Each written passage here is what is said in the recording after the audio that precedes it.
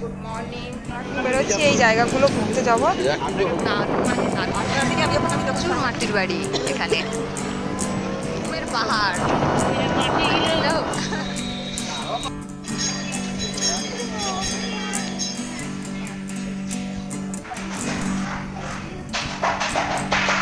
এই তো একটা, ওইদিকে একটা।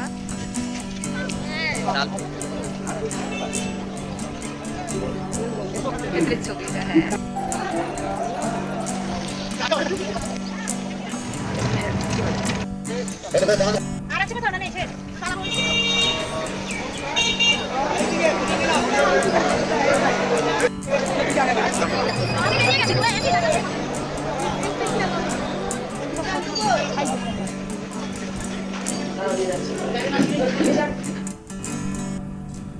Hello everyone, good morning. সবাই কেমন আছো আর কি করছো বলো? তো দেখো বন্ধুরা, আমরা তো এখনো তারাপীঠেই রয়েছি। তো রাতে তো পুজো দিয়ে এসে মানে খেয়ে দিয়ে উঠতেই মানে আমাদের প্রায় 1টা বেজে গিয়েছিল, 1টা 2টোর দিকে। তারপর ঘুমিয়েছি আর এখন সকাল সকাল উঠে আবার সানসেটে রেডি হয়ে গেছি, কারণ এখন ঘুরতে যাব। তো এখানে সাইট সিন রয়েছে, তো সেগুলো দেখতে যাব। তো দেখা যাক কতগুলো জায়গা ঘুরতে পারি। তো এখন প্রায় 8:30 বাজে, তো আমরা বেরিয়ে পড়লাম এখন ঘুরতে। তো এখানে কিন্তু খুব সস্তা দামেই রুম পাওয়া যায়। আর তোমরা তো আগের ব্লগে দেখেইছো যে আমি এই রুমের ব্লগটা আমি তোমাদের সাথে শেয়ার করেছি। তো সত্যি রুমগুলো কিন্তু খুবই সুন্দর, অনেক সস্তা দামে খুব সুন্দর সুন্দর রুমই পাওয়া যাচ্ছে তারাপীঠে। তো চলো আমরা কিন্তু এই জায়গাগুলো ঘুরবো। এখন টোটোতে উঠছি, তো হোটেলের সামনে থেকেই কিন্তু আমরা টোটোতে করেই যাব। ভেবেছিলাম সকালবেলায় স্নান সেরে উঠে পুজো দিতে যাব, ভাগ্যিস রাতে গিয়ে পুজোটা দিয়ে এসেছিলাম, না হলে হয়তো পুজো দেওয়াই হতো না। কারণ কাল রাতে যেভাবে ভিড় হয়েছিল, মানে আমরা 7টার সময় বেরিয়েছিলাম, 12টার সময় পুজো দিয়ে মানে ফিরেছি। মানে কত টাইম লেগেছে, মানে এত ভিড় ছিল। তো সকালে হলে তো আমাদের আরও লেট হতো, কারণ সকালবেলায় আমরা কিন্তু এখান থেকে ঘুরে এরপর অনেক মানে বড় 10টা বড় সাড়ে 10টার গাছগুলো। মধ্যে আমরা কিন্তু বেরিয়ে যাব। তো আরও একটা জায়গা ঘোরা আমাদের বাকি রয়েছে, তো সেখানেও কিন্তু আমরা যাব। তো সেটা তো তোমরা পরের প্রচুর ব্লগে দেখতেই মাটির পাবে বাড়ি আমরা এখানে, এরপর কোথায় যাব। সব মাটির বাড়ি আর খড় উঠেছে, বেলাপুর। তো বন্ধুরা তোমরা কিন্তু দেখতে ওয়াও, পাচ্ছ কি এখানে প্রচুর দারুণ সর্ষের ক্ষেত লাগছে। রয়েছে। ছোট্ট খাট্ট পাহাড় একখানা, বীরভূমের পাহাড়। পাহাড় পাহাড়ই মনে হচ্ছে। হ্যাঁ, হ্যাঁ, এই তো। হ্যাঁ, ঠিক ঠিক। সকাল সকাল বেরিয়ে পড়লাম মন্দির দর্শন করতে। আর এই দেখো এখানে কিন্তু বেশ কয়েকটি মন্দির রয়েছে। তো এখানে কিন্তু জগন্নাথের মন্দিরও রয়েছে, আর মন্দিরটা দেখতে পাচ্ছি অনেক বড় মন্দির। তো এখানে কিন্তু ক্যামেরা এলাও নেই। তো ভেতরে এসে কিন্তু প্রভুর দর্শন করলাম, আর তারপর বেরিয়ে চলে এলাম আর একটা মন্দিরে। তো পাশাপাশি কিন্তু বেশ কয়েকটি মন্দির রয়েছে। তো এই মন্দিরে কিন্তু কাজ চলছিল, তাই কিন্তু দেখতে পাচ্ছি এমনিতেই সকাল, তাই হয়তো মন্দিরটা বন্ধ কিনা বুঝতে পারছি না। তো প্রভুর দর্শন পেলাম না, বাট আমরা কিন্তু বাইরে থেকেই প্রণাম করে চলে এসেছি। তো পাশেই আরেকটা মন্দির রয়েছে, তো এখানেই চলে এলাম।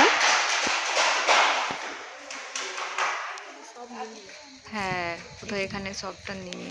হ্যাঁ, এই তো একটা, ওইদিকে এখানে একটা। কিন্তু পাশাপাশি 3টে মন্দির রয়েছে। তো এখানে মন্দিরগুলো দর্শন করে এবার চলে এলাম বাইরে। আর এই দেখো এখানে দেখতে পাচ্ছি নিরামিষি ঢপের চপের একটা দোকান দেখতে পেলাম, তো একটু ক্লিক করে নিলাম। তো তারপর চলে এলাম এখন ইসকন মন্দিরে। আর এই মন্দিরটা তো অনেক বড় দেখতে পাচ্ছি। তো মন্দিরটা কিন্তু অনেক বড় জায়গা নিয়ে রয়েছে দেখতে পাচ্ছি। আর এখানে দেখো সামনে কিন্তু প্রচুর দোকানদানিও রয়েছে দেখতে পাচ্ছি। তো প্রচুর দোকানও রয়েছে। আর তো মানে ভেতরে প্রবেশ করে তো প্রভুর দর্শন ভেতরের করলাম, আর সত্যি ছবিটা, কি বলবো, হ্যাঁ। এতটাই শান্তির জায়গা কি বলবো। তো ভেতরে কিন্তু ক্যামেরা এলাও ছিল না, তাই কোনো ফটো বা ভিডিও করিনি। তো এরপর ইসকন মন্দির ঘুরে তারপর চলে এলাম নিতাই বাড়ি একচক্র ধামে, নিত্যানন্দ প্রভুর জন্মস্থানে। আর এখানেও কিন্তু ফোন বা মানে ভিডিও ক্যামেরা কোনো অ্যালাউ ছিল না, তো তাই কোনো ভিডিও করিনি। আর এখানে দেখো কত গরু। হ্যাঁ, তো এখন চলে এলাম হাতিপাড়া মন্দিরে। তো এখানে কিন্তু জলের নিচে একটা মন্দির ছিল, তো সেটা দর্শন করে তারপর চলে এলাম গৌরীয় মঠে। তো এখানে কিন্তু দেখো জায়গাটা কিন্তু অনেক বড়। তো এখানেও প্রভুর দর্শন করতে পারিনি, কারণ দরজা বন্ধই ছিল, কারণ এত সকালে দরজা খোলা হয়নি। তো তারপরে ওখান থেকে ঘুরে আমরা চলে এলাম তারাপীঠে। কারণ সকালবেলায় তারাপীঠে আসার একটাই কারণ ছিল, কারণ রাতে তো আমরা আর শ্মশানে আসতে পারিনি। তো শ্মশানটা মানে সেই পবিত্র স্থানটা দেখার তো খুবই ইচ্ছা ছিল। তো যখন একবার এসেইছি, তো সব জায়গাটা তো দেখতেই হবে। সকালবেলায় কত, রাত্রে কত ভিড় ছিল। তো রাত্রে কিন্তু আমরা ১ নম্বর গেট থেকে উঠেছিলাম মন্দিরে। আর ১ নম্বর গেটে প্রবেশ করে তারপরেই কিন্তু আমরা লাইনে দাঁড়িয়েছিলাম। লাইনে দাঁড়িয়ে পুজো দিয়েছিলাম। আর এখন চলে এলাম ২ নাম্বার গেট থেকে। তো এখন এখানে দেখতে পাচ্ছি সেরকম কিন্তু ভিড় দেখতে পাচ্ছি না। তো রাতে যেভাবে ভিড় দেখেছিলাম মানে তোমরা নিশ্চয়ই যারা ব্লগটা দেখেছো তারা নিশ্চয়ই দেখেছো। আর এই দেখো এটাই হচ্ছে ১ নম্বর গেট। আর ১ নম্বর গেটে কিন্তু এখনও দেখতে পাচ্ছি প্রচুর ভিড় রয়েছে। তো তারপর আমরা দেখো এখন চলে এসেছি সেই পবিত্র স্থানে। তো শ্মশানে চলে এলাম।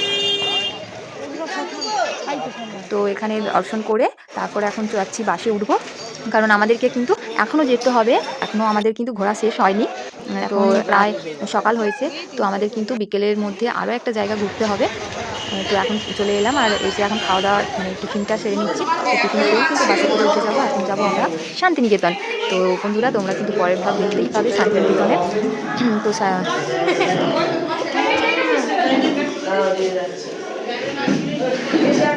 তো এখন প্রায় ১১টা বাজতে চায়।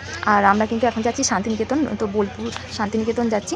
আর আমাদের কিন্তু লাঞ্চটা কিন্তু রান্না করে কিন্তু গাড়ির মধ্যেই রয়েছে। তো ওটা কিন্তু আমরা রাস্তাতে যাওয়ার পথেই খেয়ে নেব। আর এই দেখো এই জায়গাটা দেখো কি দারুণ লাগছে। মানে জল দেখো একদিকে নদী আর একদিকে জল যাচ্ছে। তো ড্যামটা কিন্তু খুব সুন্দর লাগছে। তো বন্ধুরা এই ব্লগটা তো আমি এখানেই শেষ করব। দেখা হবে তোমাদের সাথে আবার পরের ব্লগে। তো বন্ধুরা যারা স্বপ্নাস লাইফস্টাইলে নতুন ব্লগ দেখতে চাও তারা প্লিজ এই চ্যানেলটিকে সাবস্ক্রাইব করো। আর পরের ব্লগ তো আসছে তোমাদের, নিশ্চয়ই তোমরা দেখতে পাবে সোনাঝুরির হাট, শান্তিনিকেতন। তো বন্ধুরা এখনকার মতো টাটা।